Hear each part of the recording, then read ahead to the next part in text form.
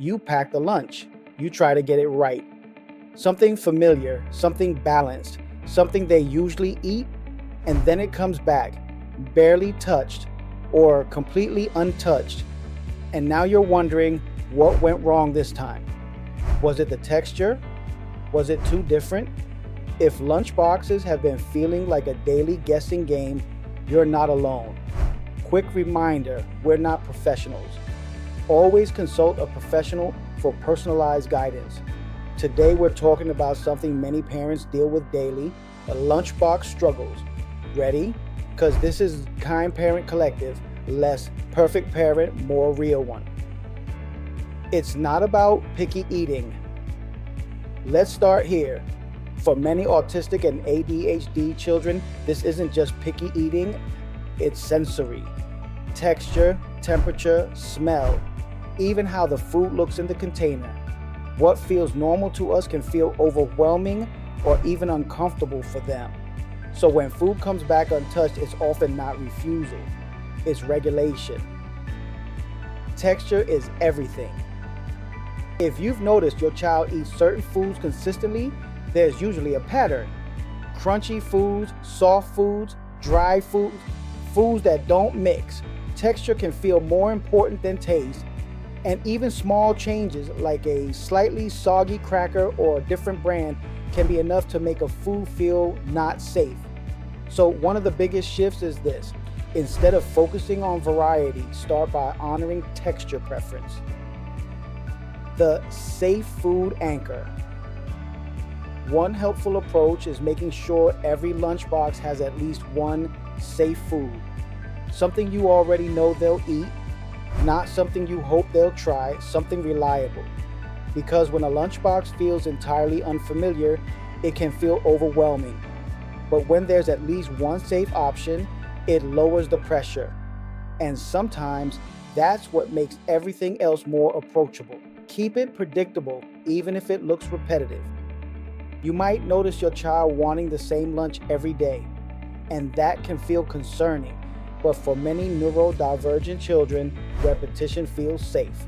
It removes uncertainty, it reduces decision making, and it allows them to focus on eating, not processing new information. So if your child wants the same sandwich, the same snack, the same arrangement, that's not a failure. That's regulation. Quick texture-safe meal ideas. Let's talk about some simple ideas that tend to work well, not because they're perfect, but because they respect texture. Think in categories rather than full meals. Simple sandwiches with consistent bread texture. Dry, separated snacks, crackers, pretzels, plain chips. Cut fruits with predictable texture, like apples or bananas if tolerated. Plain pasta or rice in small portions. Protein options that aren't mixed, like plain chicken pieces or eggs. The key isn't complexity, it's consistency. Keep foods separate.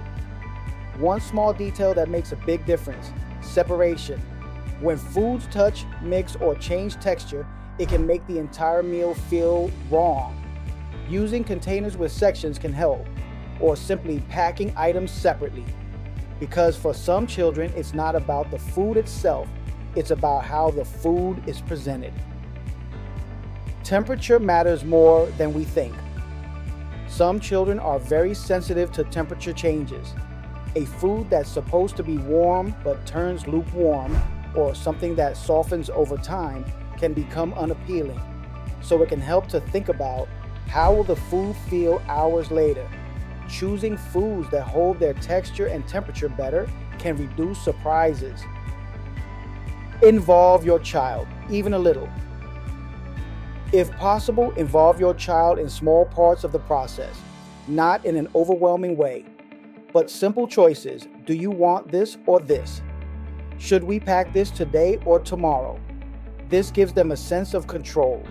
And when children feel involved, they're often more comfortable with what's packed. Watch what comes back without pressure.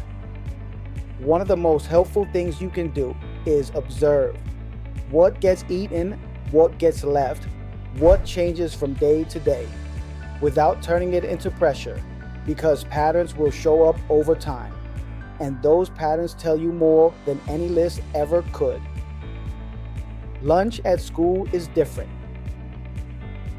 Something important to remember: eating at school is not the same as eating at home. There's noise, time pressure, social dynamics. All of that affects how a child experiences food. So even foods they eat at home might not work in a school setting. And that's not regression, it's context. It's okay if it looks unbalanced. There's a lot of pressure to pack the perfect lunch, balanced, varied, healthy, but when a child is struggling with food, the priority shifts. Eating something is more important than eating everything, because consistency builds from there. Progress is slow, and that's okay. Expanding food preferences doesn't usually happen quickly. It happens gradually, with repetition, with familiarity, with low pressure. And sometimes the smallest wins matter most. Trying one bite, tolerating a new item in the lunchbox, keeping food in the container without distress. That's progress. When lunch feels like a daily stress point.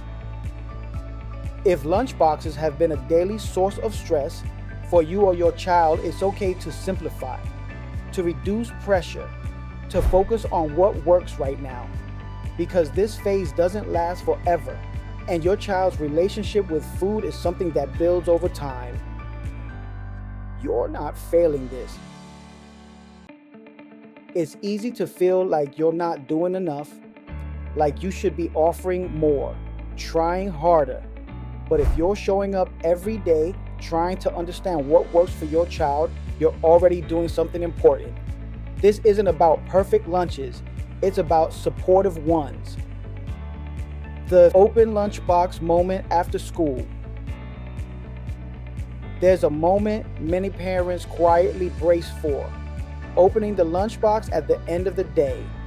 You already have a feeling, and when you see the food still there, it can bring frustration, worry, even a little discouragement.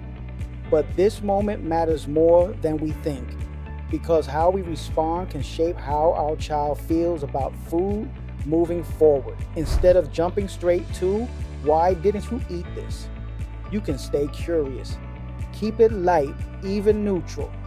Because for many children, not eating isn't a choice, it's a response to overwhelm, to time pressure, to sensory discomfort.